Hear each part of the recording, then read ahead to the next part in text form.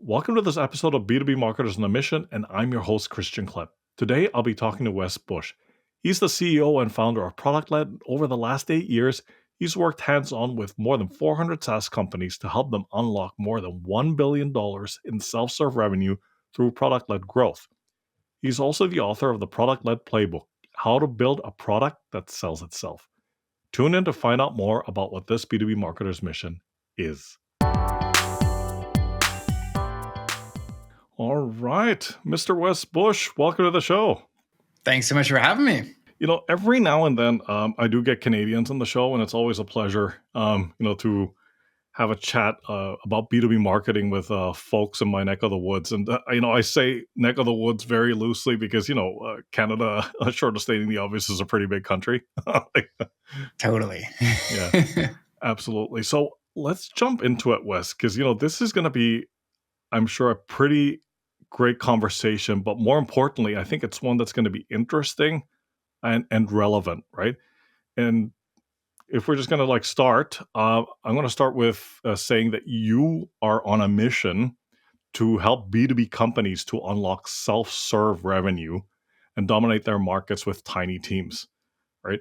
So for this conversation, we're going to focus on a topic that is, I would say, near and dear to you, which is how to build a winning strategy that ignites growth. Now, I know for some members of the audience, that might sound very top level and generic, but we're going to get into it here and going to get into the weeds, and then they'll understand why we're calling it that, right? So let's kick off the conversation with two questions, and I'm happy to repeat, right? So a big part of what you focus on is product-led growth. So why do you believe product-led growth is only half the story, and what should marketers do about it?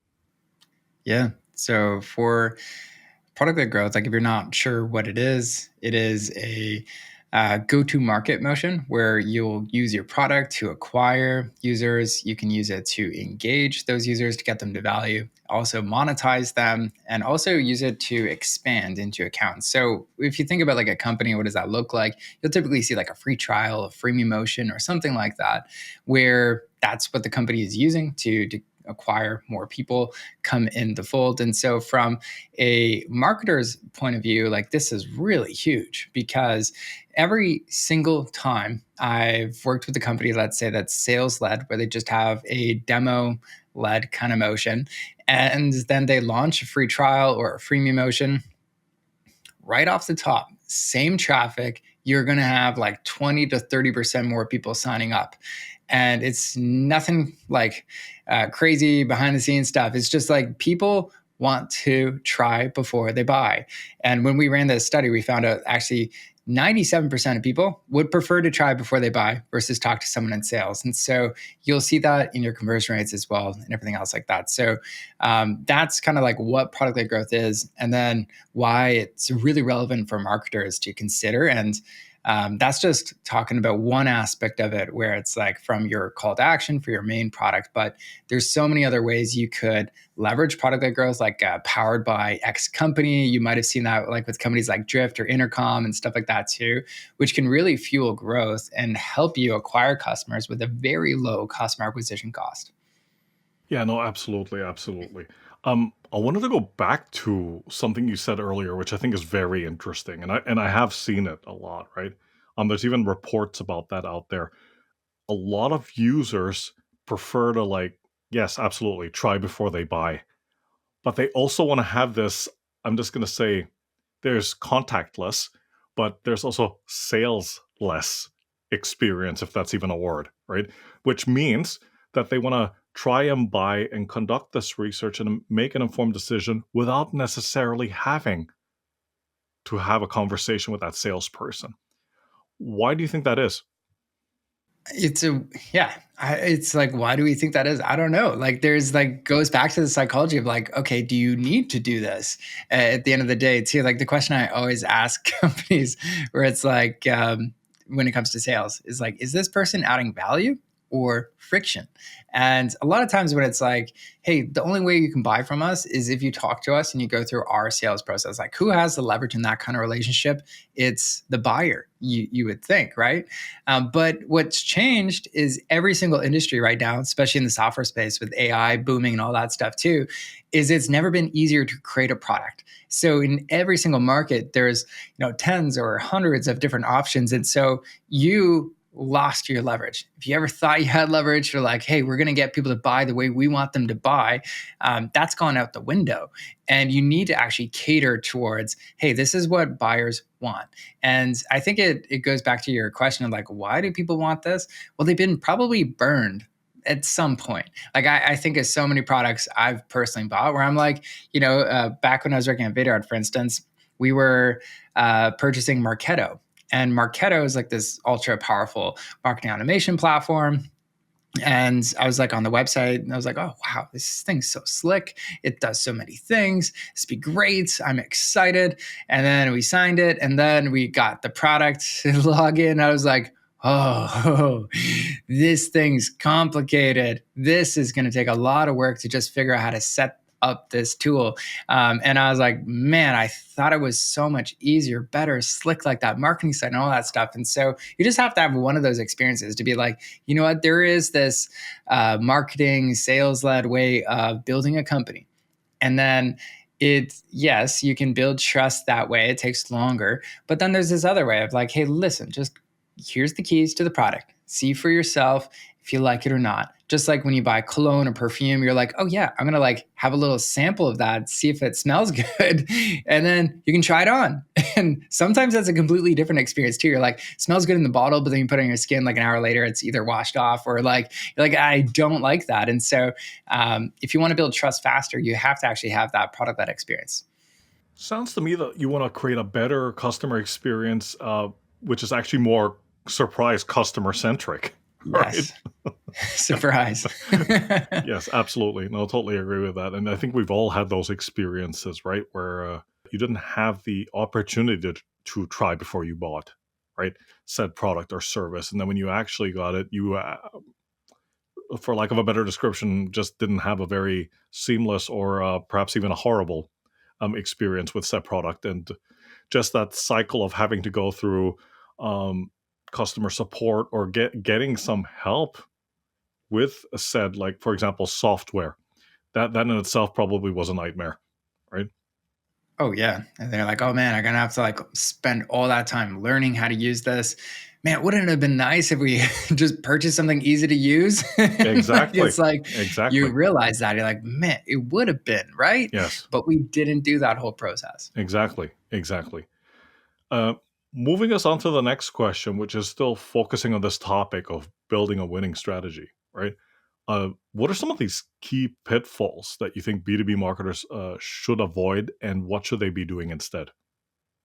Yeah. All right. So the very first question, like when I go through like how to build a winning strategy, it all comes down to like, hey, which market could you become the obvious choice in? Because in any market, there's 4 buckets you're going to fall into. The very first one is like the scariest, hardest place to be in and get out of, which is just commodity zone. And when you're in a commodity in your industry, everybody's just saying, hey, like, what's the best price? What can you do for me? And it's really hard to stand out and build a sustainable business because your profits are just slashed. The second kind of bucket, a little better, is your contender. And a contender does at least 1 or 2 things a little different to break out of the commodity zone land. And so that might be a unique feature, it might be a unique approach, a way of doing something. And that is just enough to get them out of that commodity zone so they can charge a little bit more, make a little bit more profit. But you know what? There's this next group, which is above them, that looks at what contenders are doing and likes to copy them. And these are the companies that are on the cusp of their market. So there's like 3 to 5 companies usually in any market that's established. And the companies on the cusp, they are, in aggregate, usually taking about like 25% of the market share.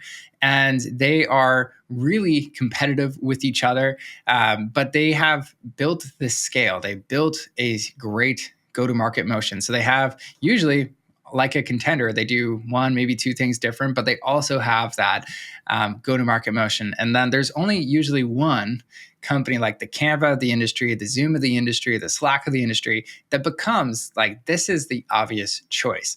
And so the like core tenet of building winning strategy is, where can you become the obvious choice? And in order to answer that, you need to say like, hey, we are the obvious choice for, this market or this subset of the market who's looking to do Y or this specific thing. And I literally just went through this with some other SaaS founders today. And it's fascinating because it's like, let's not think like big vision here. Let's think like the next year. Where can you win? where realistically can you become the obvious choice in? And even just that exercise alone, it's really simple, but it grounds you in the reality that in order to stand out, you need to be crystal clear on where you're going to win and make sure that actually aligns with what are your product's core capabilities, who actually cares about that stuff too. Absolutely, absolutely. I'd like to jam on that a little bit further, if you don't mind, Wes. Like Yeah. this whole approach of like becoming the obvious choice in your market, and I know for probably people outside of Canada, they might not know this brand, but there is a brand in Canada called No Name, right? Or it's basically like no brand name, right? And you can find those in like no frills and whatnot. So it's like No Name baking soda, No Name cooking Yeah. oil, right? And if I understood you correctly, you don't want to fall into that category, right? So you want to you want people to like recognize your name, right? You want your name to be synonymous with good quality, good experience, and so forth. But here comes the question, because you said become the obvious choice, right, in your specific vertical or segment rather.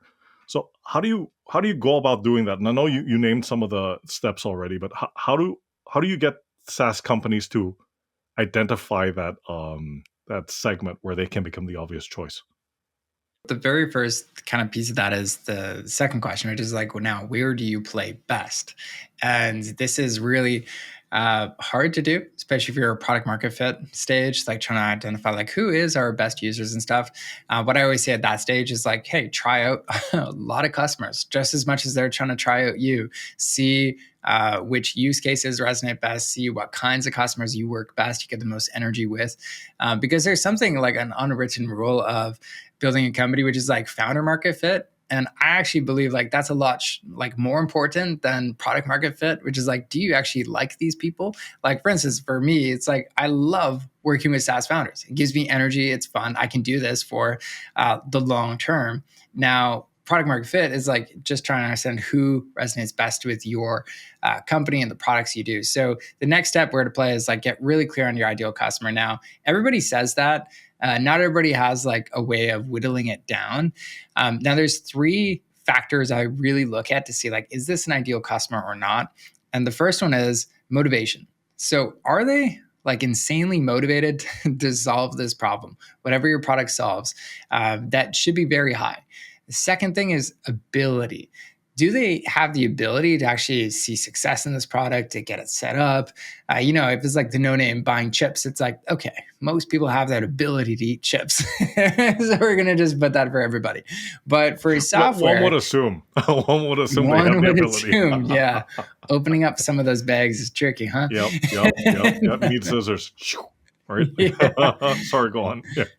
Yes, and where some certain softwares, like it's hard to figure it out. And so if you give like a marketer this like technical web development app where you can create your own website, it's like, is the developer going to be more successful or the marketer? And it's like the marketer might be the big visionary, the creative here, but the developer actually would see better success setting it up at least. So ability is the second thing. The third thing is triggers. So does this person get triggered, whether it's internally or externally, to solve this particular problem? Now, if you have like zero triggers, but you're like motivated and ability, it's like, when they find out about you, eventually they're going to be like, oh my God, I got to like get this right now.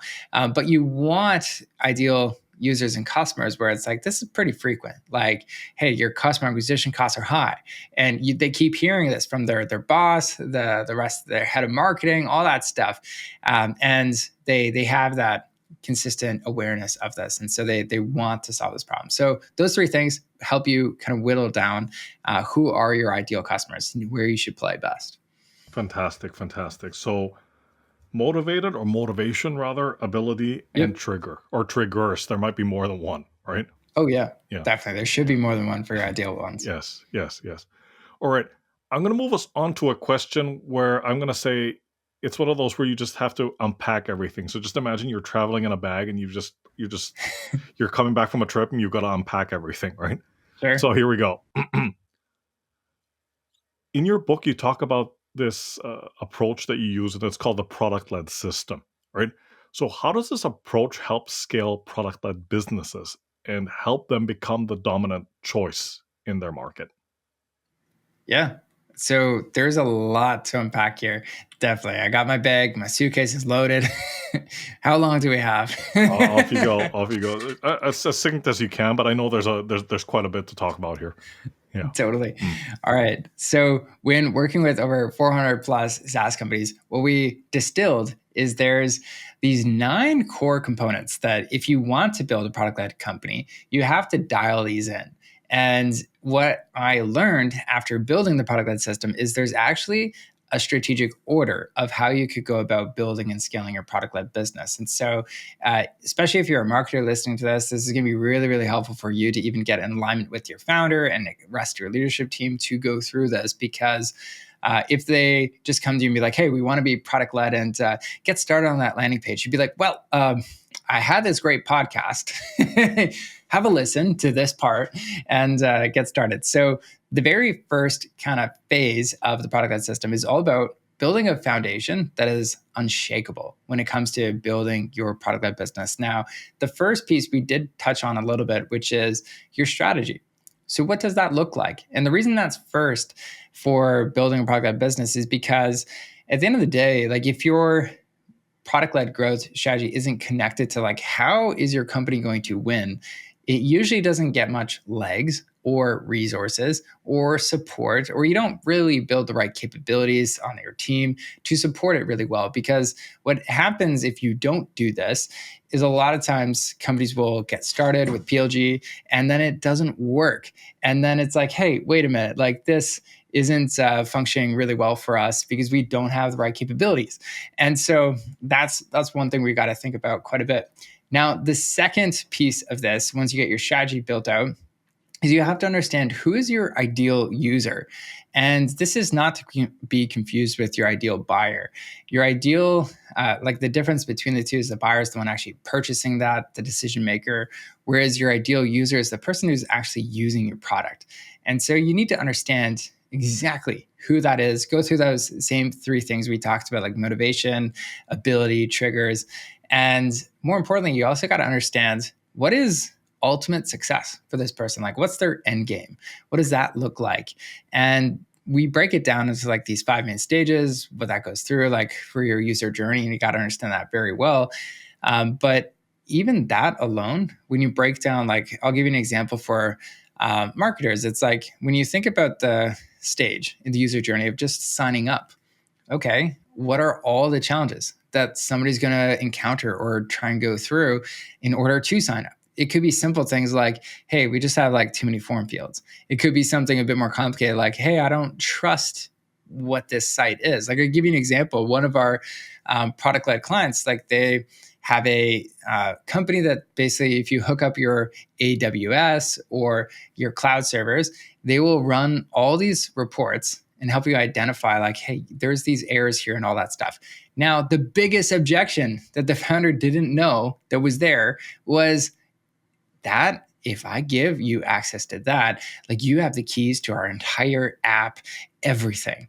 If like something goes wonky here, like our app could get shut down, all these like scary things. So trust was huge. Now, how do we build that? Well, we got to understand first off, what is that challenge? And then we can come up with some solutions of what that looks like. And so when you know your user that well, you can be like this Jedi of like, oh, I know you're struggling with that. Like, here's the solution ahead of time. And then you actually confront a lot of those objections. And so that's the second component. Got to understand your user better than anyone else in your market. Once you do that, then you can finally move on to the third step, which is, what is your free model? What does that look like? The best product-led companies, they all have a free motion that they lead with, and it's something you can try before you buy. But the biggest challenge here is most companies are not intentional with it. They just give away something random, or they slap on a 14-day free trial. And it's like, hey, we're product-led. Yet it doesn't solve a meaningful problem. It doesn't lead to a transformation where it's like, hey, I went from, Wes 1.0 to Wes 2.0. Like when I think about ChatGPT and I started using it, there is a notable difference in productivity because I can just brainstorm ideas faster. Even writing the book was actually a lot faster, brainstorming so many different ideas. Even for the product-led system, it was called the product-led method before that. Then I found out it's a system. I was like, oh, okay. So like a lot of these different things that just come out of it. Thank you, ChatGPT. Yeah. Sponsored by ChatGPT. Yeah. And so, yeah, that's the third step, is just understand like what do you give away for free, because you best free motions all have that transformation in common. And so those first three components are all about that foundation that you must have.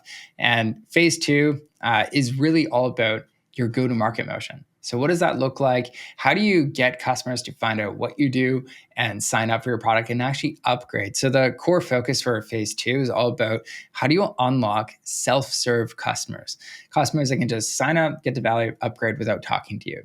And in order to do that, there's three things you got to have. First one is you got to have an irresistible offer. That is something that is hugely compelling for them. You speak to them, since you know your ideal user very well. You're calling them out. Like for us, it's like 4 SaaS founders. Hello. They're like, oh, it's me. And you actually speak to them. And that's really compelling. And based on your strategy, you're also pulling in that strategy into your offer. One of our clients, Promotics, for instance, they're going up against Eventbrite. And their strategy to win against Eventbrite is literally two things. It's like, we're cheaper, 20 to 40% cheaper. And then the second piece is we actually give you really good marketing tools to sell more tickets. That's it. That was like their strategy. They just mentioned that on their homepage, and they saw 40% more signups with the exact same traffic. So when you do this right and you have a good strategy, your offer should be a lot more compelling. Not to mention, you can also put in that new free offer that you have from the model component, which makes it compelling. So once you get that, you'll have more signups from the ideal users, not just more signups in general. That's the important distinction. And when you have those motivated people signing up, then you can move on to the next component, which is the fifth one, and that's onboarding. And that is really where you go through, how do we get people to value as soon as possible? And I always say, like, the first 7 minutes is insanely important, because there's a little pandemic in product-led companies, which is 40 to 60% of people will just not come back after that first time. And so you really have to guide people to the value as soon as possible. Now, because you're smart, because you've gone through the user component, you know exactly, okay, what is the end game for these people? What does that success look like? And you broke it down into every single stage. You should know, like, what is the first strike? What is something where if we get people to this moment, they're like, aha, yes, I like this product. And then it's really about, in order to do onboarding well, it's creating the fastest path to get to that specific point. And when you do that and you get people to value, what I believe, as far as product-led companies go, is we've done our job. That is a great product-led motion. We've served before we've sold people. We've given them value. But in order for this model to work, we got to actually have pricing and people upgrading. But this is the kind of sixth step, which is we've got to go through how to make that easy so it can be a self-serve experience. So somebody could look at our pricing page in 5 seconds and understand, like, hey, this is the right plan for me. And there's a lot we could dig into here, but the main thing I'll kind of give a shout out on is you need to identify, like, what are your value metrics?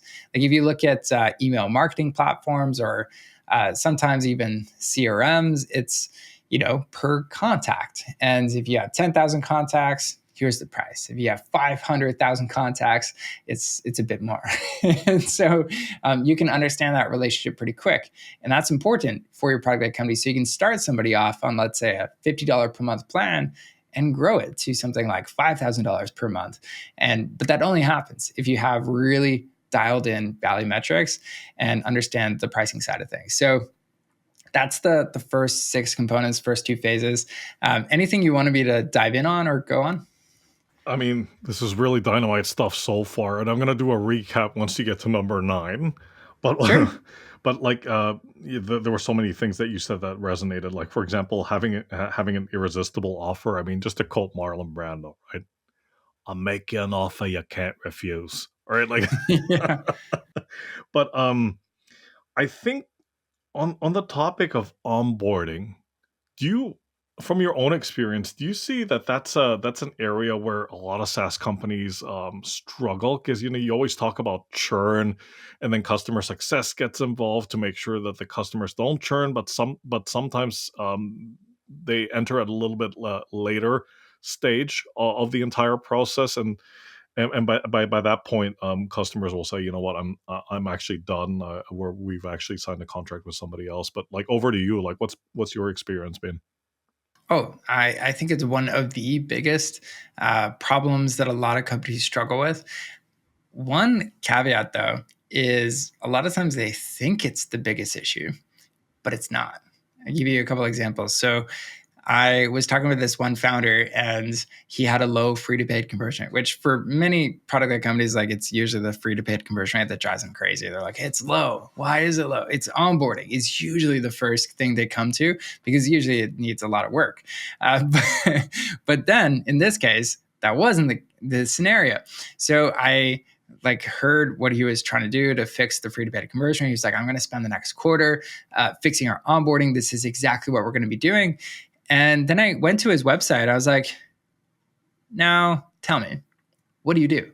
I don't understand. It's something AI enabled, but like, what the heck do you do? As nicely as possible in my Canadian accent. And so he's like, oh, we do this. And I was like, oh, okay. Yeah. I get that. I get what you told me, but I did not get that from your website. So here's what was happening is he was having people sign up, and they would go through the onboarding and they'd be like, not actually seeing value because they, one, were not the right people because he wasn't speaking to them. Two, they didn't actually really know what they were signing up for. So they had almost next to zero motivation. And so, of course, they would just like bugger out halfway through because they're like, I'm not really that committed. I don't really understand what this product is unless you have a lot of extra time. And what was interesting about that too is if he was talking to the people, he would be able to close them and upgrade them. So there was this weird thing going on where it's like, okay, whatever you're saying, buddy, it's important. And whatever you're showing them in the product is very important too. But when you're making this self-serve, that's not quite happening. And then the other most common thing where they think it's onboarding is somebody signs up for free, they can like click around, they can do stuff, but they can't actually experience any meaningful transformation because they've gated it, because they didn't understand like from the model component, like what is something we got to give away that actually gives people a power up in life. It has to feel like there's the before and then there's the after of this product. And if it doesn't have that, if it's just bland, or I just sign up for another app and now they're bombarding me with emails and all this fun stuff, and I've got zero value, of course I'm not going to upgrade. And that was a long-winded way of saying there's a lot more that goes into free-to-pay conversion rate than just the onboarding. But you are right that most people focus almost too much of their time, I would say, on fixing the onboarding when the foundational elements before it actually matter a bit more. And just most people don't think about those. Absolutely, absolutely. Yeah. No, in your best Canadian accent, you mean like sorry, right? Like, So sorry. What do you do? Yeah. but you mentioned a couple of things, but the one that jumped out at me is the part of it is the messaging or the way that you package it, right? Because I've been on a couple of those websites too, and I scroll up and down, and I go back up to the above the fold of the website, and I read through all the copy, then I scroll down again, and I'm like, okay, yeah, still don't understand. Go back up, And I go through it 2 times and I'm like, I still don't quite understand what this SaaS company is doing, right? So to your point, right, if that's not clear in those first couple of seconds, right? Because you've got a window, right? A very short window of time in which to grab people's attention and to communicate what it is you do and how it benefits them. And if companies can't do that, you're going to see a bounce rate. People are going to drop off and what have you. But the other thing that you said was the before and after, right? I, in fact, as I was taking my notes, I put like these massive exclamation points right next to it, right? Because there's many companies out there that don't communicate that enough, right? That transformation that they are not necessarily aspiring to bring, what they probably have already brought, but it just doesn't come across in anything that they communicate.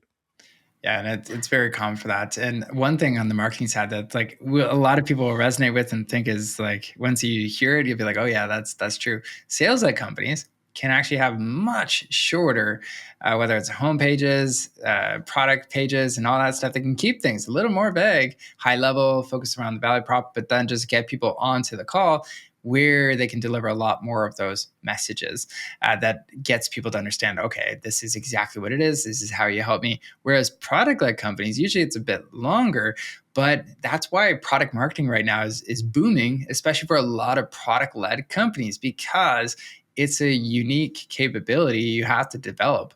You got to make something really, really crystal clear, like what the heck it is, what does it do, how it's going to enable you, and that can't just be left up to, oh yeah, we'll catch them on the call if they don't understand what it is.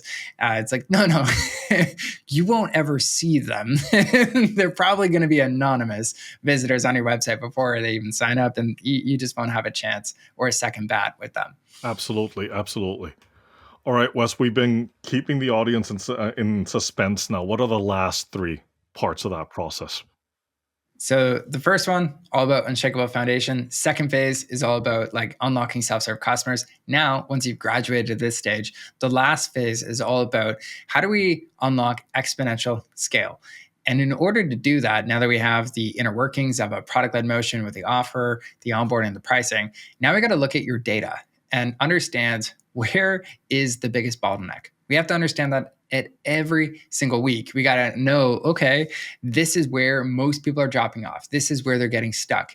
And so the main metrics we look at for a product-led company is number of like unique users that are on their website, number of ideal signups. What does that look like every single week? How many of those signups got to, successfully onboard, go through the onboarding setup? And then how many of those people got to what we would consider a first strike, something like tangible, first value moment, aha moment, whatever you want to call it. We just like first strike because it goes with our framework of the bowling alley framework. And then once they get at the first strike, how many of those people get to a key usage indicator, which is experiencing the value of the product at least 2, maybe 3 times. And the reason why this one's really important is because what you're trying to build here is a bit of a habit. And it's not just enough to get like one quick aha moment, like, yeah, that was good. We want people to come back again and again and be like, oh yeah, I created a new graphic or something like that. If you're Canva as an example, where you're like, oh, I'm really getting this. And then how many of those people who hit that key usage indicator upgrade? And so with just those simple go-to-market metrics, there's a few others like business health metrics and your North Star metric that we also go through. But with that, you can easily find out where is the main constraint of this business. Is it signups, which is holding us back? Is it, not enough people getting to value, which is, like you mentioned with onboarding, it's actually one of the biggest problems. But what's unique is every one of those metrics should have a unique owner. And let's say if this week, you own the metric for first strike and not enough people are getting to a first strike in the product, you actually become the mini CEO on the leadership team. And you're saying, hey, listen, everybody, I know I'm holding everybody back. We got to solve this. I got to enroll your help. And even if other people have high priority stuff on their plate, they have to support you if you need their help because it's the company's bottleneck. And that alignment and that focus around the data side of things creates insane focus, which you need. Because if you're scattered everywhere, you're like, okay, it doesn't matter, Christian's got it, I think. But it's like, hey, if you need your help, drop it. Drop whatever you're doing. This is the main priority. And companies that do that grow way faster. But it's not enough to just have the understanding of like, hey, this is a big bottleneck. The next component, this eighth one, is all about your growth process. So how do you understand, like, okay, if let's say first strike is the biggest bottleneck, how do we understand, like, hey, we should do this experiment versus that experiment, or we should do that or this? And you got to have an experimentation framework to actually understand, hey, what do you prioritize? What does that look like? And that cadence and rigor really helps build discipline. So you're not just like, oh, the CEO said this idea. I think, yeah, I don't want to get fired. Let's do it. And meanwhile, you know it's a shitty idea. So it's like okay, let's not do that. But at least you can go to them and be like, is this high impact? Is this low impact? Oh, it's low impact. Okay, so maybe we don't do that. And you actually have a process for that. Now, the last component is all about team. Now, the reason this one's last for a product-led company is just by fact that most of the issues that would have arisen with the data and the growth process, you would be able to find a solution with your product, because your product should eventually become, in a product-led company, your best marketer, your best salesperson, your best customer success rep, all those things in one. And it's only when you hit certain problems, like I'll give you an example where it's like, okay, we, for the last month, have been struggling to get enough signups. We've tried all these experiments, but we've actually shown a lot of promise with, let's say, LinkedIn ads, believe it or not, and it works. Now we want to scale that up. It's like, okay, let's look at maybe it's a LinkedIn ad specialist, contractor, somebody on the team full time. And that's when you can start to look at, okay, we need to bring people into this equation to scale this up. And that allows you to keep a lean team and highly profitable business at the end of the day. Whew. That was a handful, but thank you for distilling it down to these 9 points. I unpacked the bag. You sure did, my friend. I think those are probably 5 suitcases instead of 1. Yeah. But let me just quickly recap this for the benefit of the audience, right? So number 1 is building an unshakable foundation. Second one is, who is your ideal user, and don't confuse that with the buyer, right? The third one is, what is your free model? And also designing something that solves a meaningful problem, right? Then you get to the GTM motion, or go-to-market motion. Sorry for the abbreviations, folks. Having an irresistible offer was number 4. Number 5, which we spoke about at length, onboarding. Number 6 is pricing, having the right plan. There's also clearly some value metrics involved there. And then that last stage, which is unlocking exponential scale, is looking at the data, identifying the biggest bottlenecks and solving them. Number 8 is the growth process and having an experimentation framework in place. And number 9, the grand finale, team. Great summary. You got him. All right, fantastic. Now here comes the next question for you, Wes. So we've gone through these 9 points, or these 9 core components in the product-led approach. And so for the sake of providing the audience with actionable tips, if there's somebody out there like a product marketer or somebody in SaaS that's in a marketing role that's listening to this and doesn't have 12 months to deliver on results, right? And needs to act upon this right away, what are like 3 to 5 things that these folks can do right now to build a winning strategy? Yeah. So the first thing I would recommend for you to go through is just analyze, like, where are you at today on each of these 9 components. So we actually built a free product-led assessment. Not trying to pitch it here, it's just super helpful when it comes down to, like, okay, what are those specific questions? So each of the 9 components, we have like a question you can rank yourself from 1 to 10 on. And, like, for instance, your ideal user, like, okay, on a scale of 1 to 10, do you know your ideal user better than anyone else in your market? And I was like, if it's 10 out of 10, it's like, fantastic. You shouldn't need to focus there that much. But we all know, most people would be like, maybe 7, 6, 4, who knows? And based on the order of them. So if your strategy, your user, your model is low, you have to start there. And although you might want to be like, oh yeah, our onboarding, let's focus there, everything builds off of each other. Those 9 components have an order. And so if your earlier components are really weak, the rest of your product-led strategy is weak. And there's no amount of like, okay, let's just add more people to the equation that's going to help. I always say, like, nail the process before you scale it. And that should be true. That's why it's the last kind of lever you pull in your business. And so, yeah, for many companies we work with, it's usually like tightening up your strategy. And then it's getting a little bit more clear on who's your ideal user, so you're not spreading yourself too thin. And then it's sometimes like the model might be okay. We don't always have to like come in guns blazing, like, let's switch it because you're working with product-led.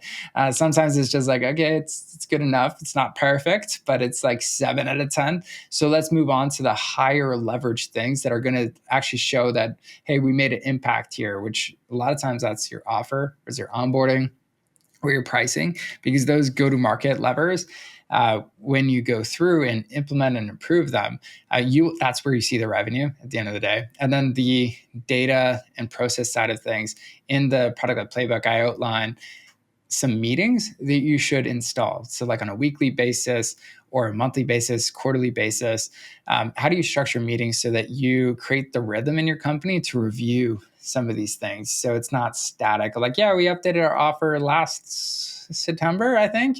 It's like, no, let's review that more frequently and see what we can do to improve that. Dynamite stuff, man. Dynamite stuff. And absolutely, on the topic of data and processes and having those regular meetings, I think those regular meetings, if you have a fixed agenda and you have fixed goals and objectives, it helps keep everybody accountable.